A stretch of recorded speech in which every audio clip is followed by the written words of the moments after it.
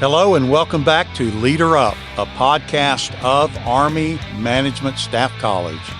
Leader Up is a professional conversation where we discuss a broad range of leadership and leader development topics with an emphasis on the Army civilian professional.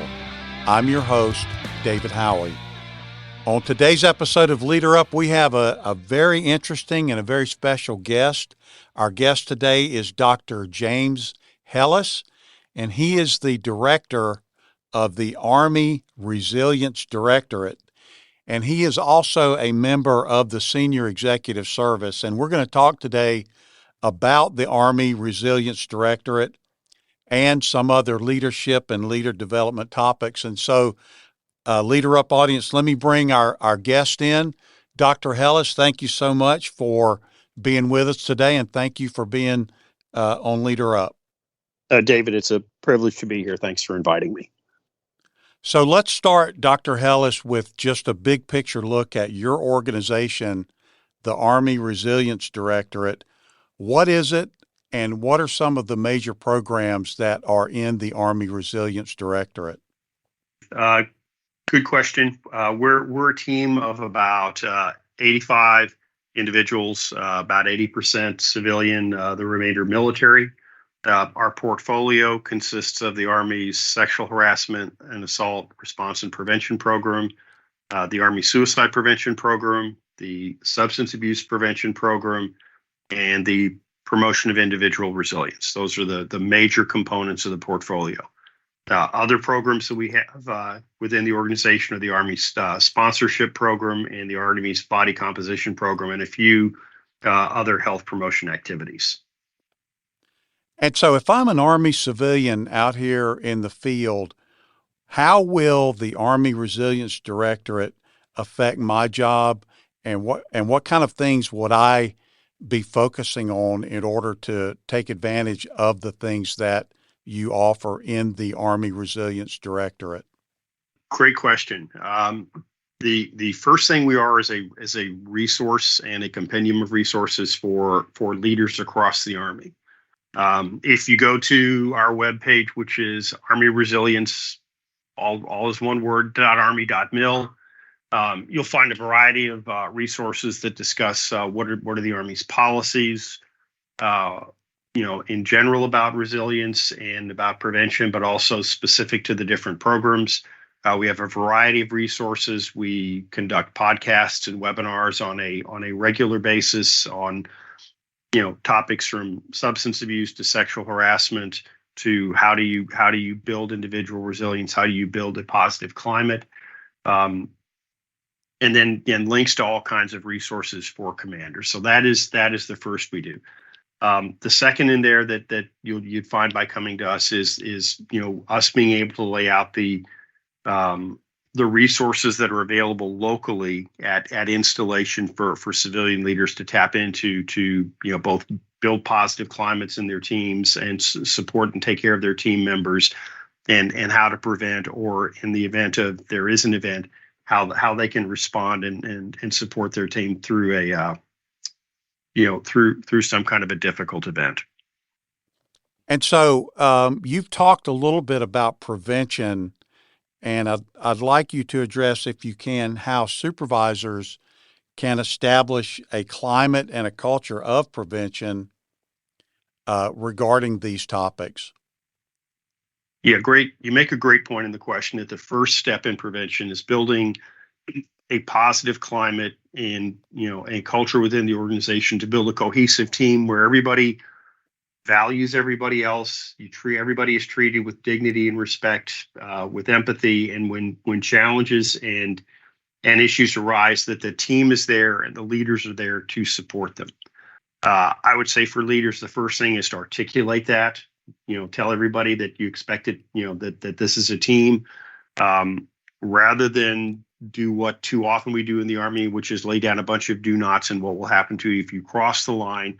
It's to lay down positively what you expect of folks in terms of their day-to-day interactions. Here are the standards I have. Here's what I expect. Here's how I expect to see everybody treat each other. I expect leaders to take care of their teammates. I have an open door if there's a problem or a challenge, that somebody has to bring it to me, because we're here about taking care of each other so that we can be able to accomplish the mission. So that's the positive side of building it. And then on the negative side, if there is something that is said, if there's a comment, if there's a remark, if there's something done that crosses the boundary of the norms, you've got to correct it immediately. Don't wait 2 or 3 days. Don't ponder it. Just make a quick on-the-spot correction of, hey, we don't use that kind of language here in the team. It's clearly, role modeling the behaviors you expect and making corrections when they come up. And then resilience. I thought it was noteworthy that the word resilience is in the name of your organization. And so what role does resilience play in this idea of prevention? What resilience does, everybody goes through challenges in life. They can be relationship challenges, they can be financial challenges, they can be, challenges with the health of a family member. They can be professional challenges. What we're intending to do with resilience and developing resilience is to provide everybody the skills, the coping skills that they need so that they can get through those challenges in life, that they're better equipped to deal with them when they come up, to be able to plan, to be able to set goals, to be able to maintain a positive attitude so that you can work your way through those problems. It's not just about, what often people say it's about bouncing back or getting up after you're knocked down. I would say it's more than that. It is giving the skills so that you can push through a challenge so you don't get knocked down. And, the intent there is, if you've got the coping skills to deal with the challenge, then you're less likely to turn to unhealthy alternatives, to substance abuse, to suicidality, to just being to acting out in the workplace because you've got all of these problems inside of you. So again, building resilience so people are healthier and better prepared to deal with the challenges of life, so they don't fall into harmful behaviors.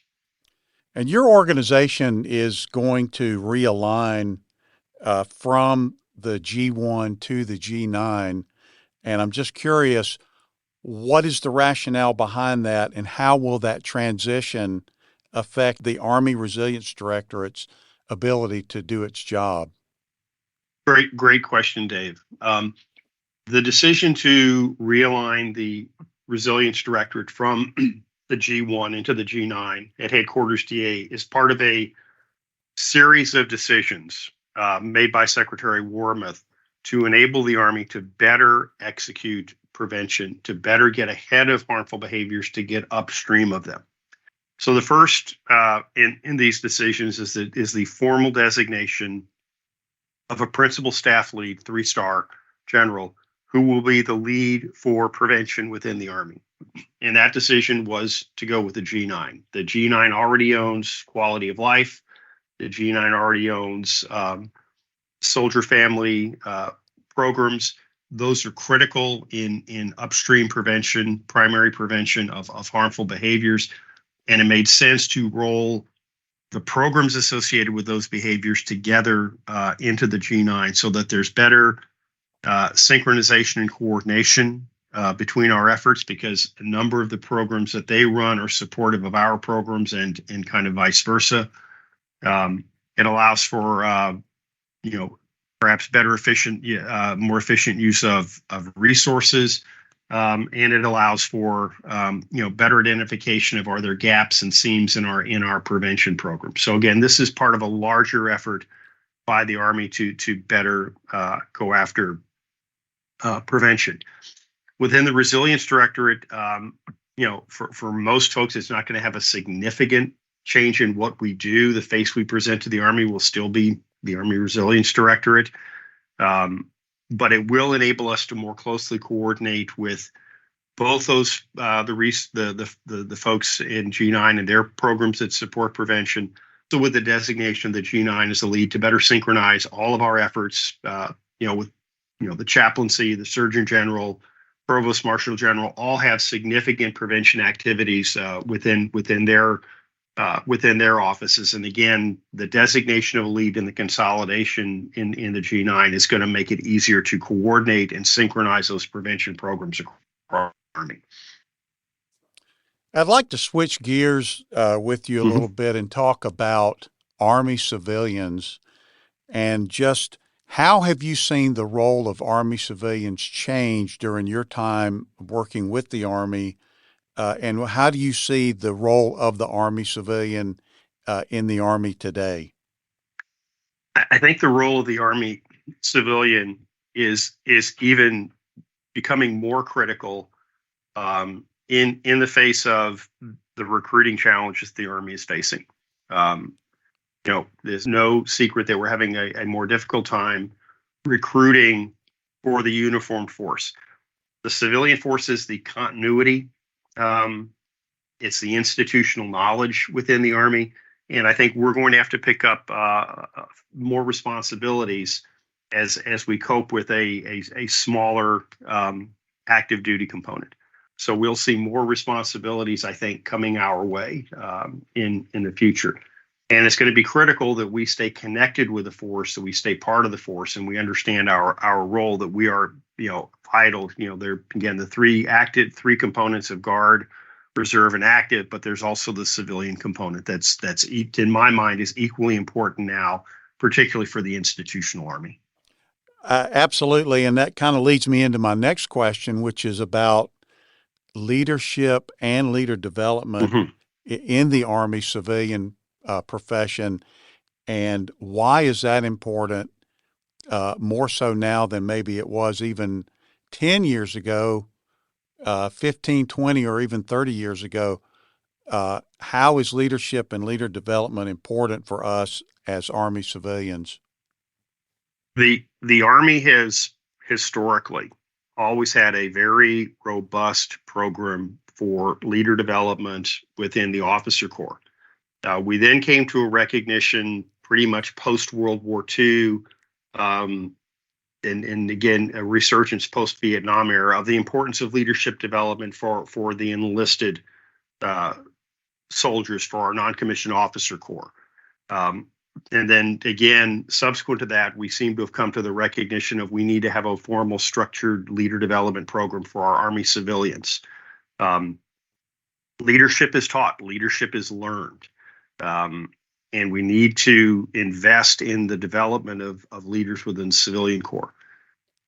Most folks, starting out in the Army civilian corps, start off in some technical position. And as they develop experience, they develop expertise, it's time to move them up into leadership positions. And we owe it to them, and we owe it to the Army to provide them the leadership development they need so they can step into those positions. Part of it is technical of, how do you do civilian evaluations? What are your responsibilities in terms of, equal opportunity in the workplace as a hiring manager once you become a leader? But it's also in the just how do you provide leadership? How do you lead people? And again, that is learned, that is taught. And again, I think the Army's made a good move particularly in the last 10 years, of expanding leadership development opportunities for civilians. And I would encourage all of our civilians to take advantage of the formal leadership opportunities that are afforded you through the Army. Thank you. And on behalf of everybody here at AMSC, I certainly do appreciate that endorsement. It's very refreshing to have senior leaders endorse the things that we do here at Army Management Staff College regarding leader development. I'd like to ask you about two topics, and I used to hear about these a lot in the classroom from intermediate course students who are GS 10, 11s, and 12s, and they wanted to talk about this a lot, and they know that it's important, but they're frustrated with it. And the two topics are delegation and feedback. And so let's start with delegation. Why is delegation important, and how does someone know when they are delegating effectively? that, delegation is one of those key leadership skills, and it's really one that's taught. Nobody is born knowing how to delegate. I would, stand up in front of the classroom and tell the students, okay, you can't do it all. Once you have moved up to a leadership position, your job is more inspiring, supporting, encouraging the people whom you are leading. And again, you can't do it all. If the Army intended for you to do it all, you wouldn't be leading a team of, again, for the intermediate course, 4 or 5, 6, 10 people, whatever it is. You're there to lead them, which means delegating down to them. And a critical piece of delegation, you'll learn you're effectively delegating, I think, when the organization is meeting all of its requirements. You are, processing the hiring actions or the pay actions or the contracts or the maintenance requirements, whatever your requirements are. When you're hitting the mark with all of those, and everybody is working, that when you look around your workplace, you see that everybody is actively employed. You don't have people sitting around waiting for work or looking for work, that everybody is contributing to the team. That's when you know you've effectively delegated down to the team. I would say a lesson in delegation for new leaders is, get out of the way and let people do their jobs. Remember when you were before you were a leader, how much you just wish people would, kind of let me do my job. Be that kind of leader who's going to allow people to do the job. Make sure they know what the expectations are. Make sure they get them the resources. Take your experience and share your experience with them and teach them so they can be the next you and become an expert in that job, and support them as they go. Delegation can be scary because, you go. I would tell intermediate, to upcoming leaders, let your subordinates have latitude to do the job. Let them get to the outcome. That's what you're looking for, is the result. So they may not do things exactly the way you would have done or exactly the way you would have done it in a situation, but are they getting to the outcomes you want? That's an effective organization, and they'll be happier and more productive if you let them, explore and figure out new ways to do things. But delegation absolutely critical, because you can't do it all yourself. And the second topic that we talk about a lot in the classroom is feedback. And so why is feedback important, and what does it look like when it's done well? Feedback, if I look at feedback from through a couple of different lenses. One is, how do you as a leader provide feedback to the members of your team? And you should, always look at it as, you need to provide feedback when they're doing a good job.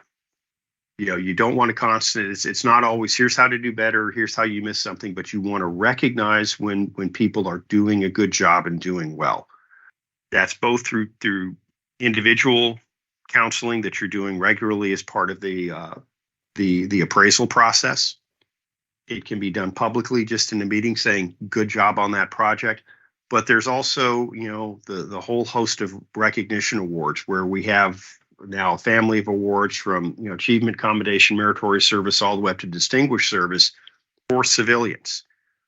We're very generous with those with soldiers. We should be equally generous, I think, with those with civilians. And so if you're a leader, put your civilians in for awards when they do a good job. So that's part of the feedback process. And when you're providing the feedback, make it positive in terms of, here's how I think you could do things better. Here's opportunities I think that you have for some professional growth, or here's some things I'd recommend you do, or course I recommend you take, so that you can, be promoted and move on to higher levels of responsibility. Other feedback is when you're getting feedback from your boss. And that's one where you need to be in a listening mode. And apply that as you go down and to provide feedback to subordinates. Listen, to where your boss is telling that you can improve. None of us walk into a new job knowing everything, how to do it. So listen to your boss and figure out, okay, how can I improve and do better in my job? Third part of feedback that we often don't talk about with leaders is getting feedback from your team members. Okay. When they come up and say, hey, here's something I see in the organization that could be done better, or here's something where I'd like you to help me out better, or I think you could do to help me better do my job. Phrase I learned from my current boss: listen to learn. Don't be in the mode of listening to wait to respond, but listen to what's coming from them. And you will achieve great results and gain respect from your team members if you take their good ideas and implement them, or if you can't, to take the time to explain to them why you can't. Is there a legal or regulatory prohibition on doing that? Is there a resourcing issue where I can't do it this year, but we're going to put it in the budget, and request funding for it next year? But again, look at your feedback coming from all directions. And I'd like to switch gears once again and talk about Mm-hmm. the senior executive service, of which you are a member. And I want to start with the symbol that represents the senior executive service. What is the significance of that symbol, and what does it mean for you? It's the keystone, and to me, that is not just about the senior executive service, but it's about our civilian employees across the government. That we're the keystone to things happening. You pull the keystone, and the arch, the structure will fall. So that's what it's about. It's about our contribution as civilians in the military and in other departments of the government, of how we are contributing to the nation and how we are serving the nation. And if you pull that keystone out of civilian service, a lot of things start to fall down. What we do matters. And so what kind of advice would you have for those of us who are members of the Army Civilian Corps who aspire to be a member of the senior executive service? What kind of things should we be doing? What kind of considerations should we have? And what advice do you have for people who are considering that? I thoroughly enjoy being a senior executive. I will say that. Is it challenging? Is it demanding? Of course, but all leadership positions are. But I find it extremely rewarding to work with the team that I have and the outstanding professionals who are working for me, in this organization. For those who wish to aspire to being a member of the senior executive service, I would first tell folks, don't sell yourself short. Okay. Every one of us who is an SES started out, somewhere lower in the hierarchy of the system. And none of us, when we walked into our first assignment as an SES, were fully, totally prepared for it. There is, as with every job, some on-the-job learning. So don't look at other SESs and sell yourself short and say, well, I'm not as good as this person. Maybe not today, but you can get there. I would say as you should take advantage of all of the former leadership training opportunities that you can within the Army. Get those tiered courses, working your way up. Because again, the key within senior executive service, I think, is delivering leadership. I think a second thing I would advise people is get out of your comfort zone. If you have an opportunity for a broadening assignment to move to another area, potentially even another career field, I think that would be beneficial to you coming up as a future SES, because we're supposed to provide that executive level, broader perspective to the leadership and management of the Army and within the government. So get out of your comfort zone and learn and develop different skills. And as a specific, I would say go to the OPM, Office of Personnel Management's website on the Senior Executive Service and look at the executive core qualifications. That's what we are expected to do as senior leaders, to lead change, to lead people, to have business acumen, to understand how government and our agencies operate, to be results oriented. Go read those, and that's what you're looking for, and to work on building those kinds of skill sets and those kind of mindsets if you're aspiring to become a member of the SES. And don't be afraid to reach out to an SES that you know to ask for mentorship. It's one thing that we all are charged with formally through OPM is you need to be looking for the next generation of senior executives. Who are the people who are going to come up and be the next you? So if there's an SES that you admire or look up to, not even in your organization, I would encourage you to reach out and say, hey, I'm thinking about, aspiring to the SES. What tips can you give, and build that relationship?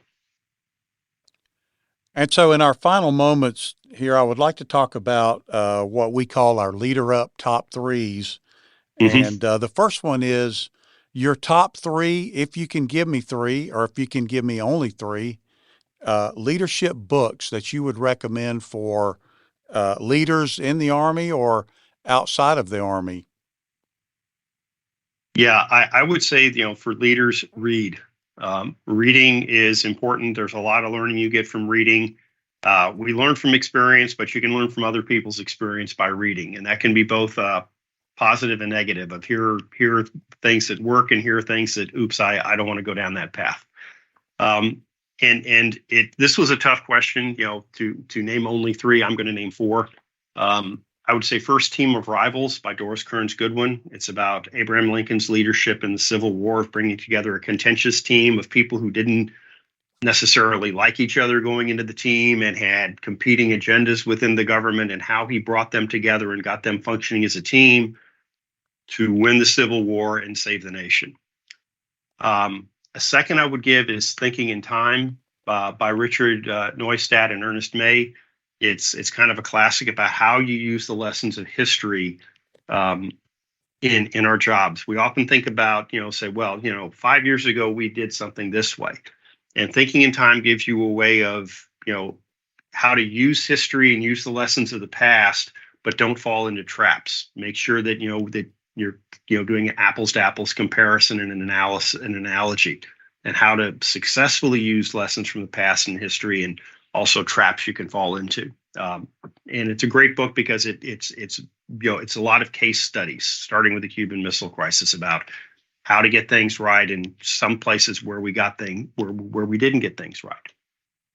The third and fourth are books about Ernest Shackleton, great leader, best known for his getting through his cross Antarctic expedition that went sideways, and how he led his team through that and got everybody back alive from just an absolutely harrowing experience.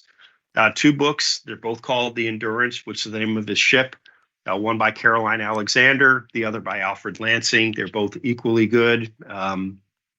So I would encourage that about Shackleton, about the personal character of what makes a strong leader.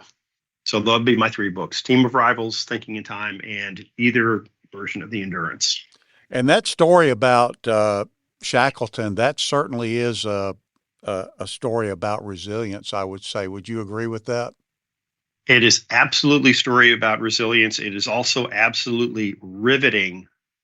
Even though if you've read the history or know anything, that that it's going to end up with a good ending, but you're just really going page to page wondering, how do they get out of this? How does he get them through this? And his individual leadership, and keeping that cohesive team together through just unbelievable trials in the Antarctic.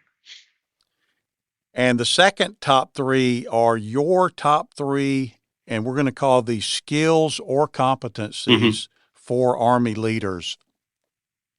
I would say, and this is not necessarily in any order, because I think you need all three of them. I would say communication, your ability to communicate to the team, your expectations, what the requirements are, your ability to communicate up, to explain to your bosses, and to advocate for your team with your bosses.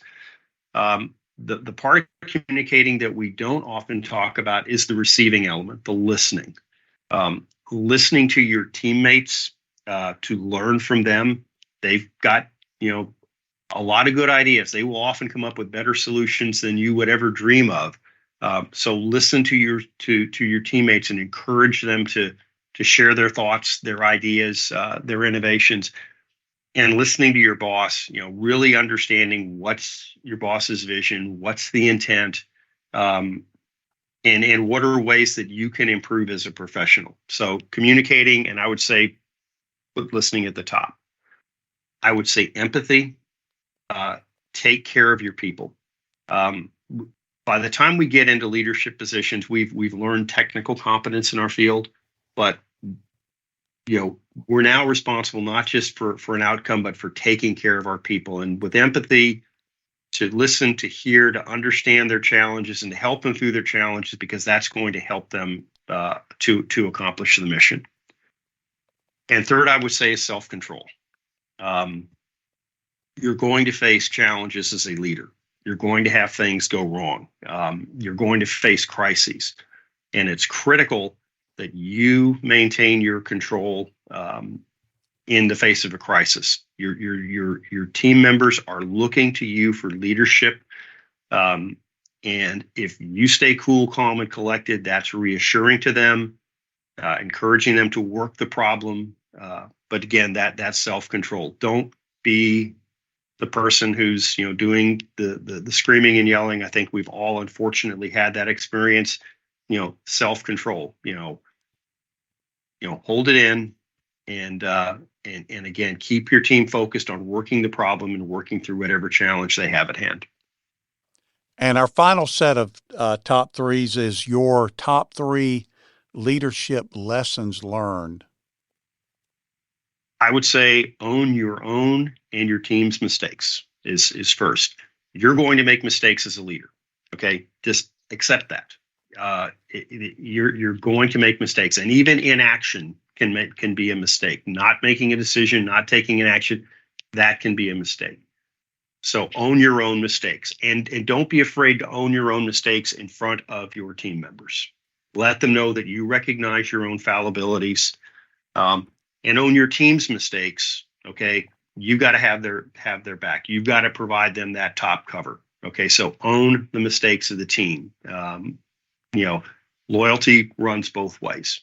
Be loyal to them. Number 2, and this one can be very difficult also, is own your boss's decisions. And that can be particularly difficult if it's known that you've been advocating for a different decision, in the decision-making process. But you've got to own your boss's decisions like they're your own, because you're responsible for execution, you're responsible for implementation, and you've got to lead your team through that implementation. So own your boss's decisions as your own. Telling people, hey, we got to do this because the boss told me. Okay, that only takes you so far. You've got to own it yourself. Third one, don't make work your life. Take care of your family. Have a hobby or hobbies, have outside interests. Nobody ever finishes, retires at the end of a career and says, gee, I wish I'd spent more time at the office. Gee, I wish I'd gone to more meetings. I don't like the term work-life balance because there's an implication that there's work and then there's your life. Work is a part of your life, a very important part of your life. You're going to spend a lot of time there, but you need to have more to your life than just your job. So again, tend to your family, take care of your family, take care of yourself, have a hobby, have an outlet. It will make you a better person. It will make you a happier person. You'll be more resilient, and you'll be a better leader for your team members if you have a life outside of work, if you're a complete person. And so Dr. James Helis, Director of the Army Resilience Directorate, I want to thank you for being with us today on Leader Up. Thank you for your time, sir. Thank you. Thank you for inviting me into to all of the Army civilian leaders. You matter. The Army could not function without you. So stick with it and take care of your people and press on with the mission. Again, thanks for having me today. And so, Leader Up audience, what did you hear from Dr. Helis today that caught your ear, that you're more interested in? What books do you read? What kind of things do you think are important for leaders? And make sure to subscribe to our YouTube page and join us again next time for another edition of Leader Up. As always, if you have any questions or feedback or would like to learn more about our podcast, please check the description for our email and for our website. Thanks for listening.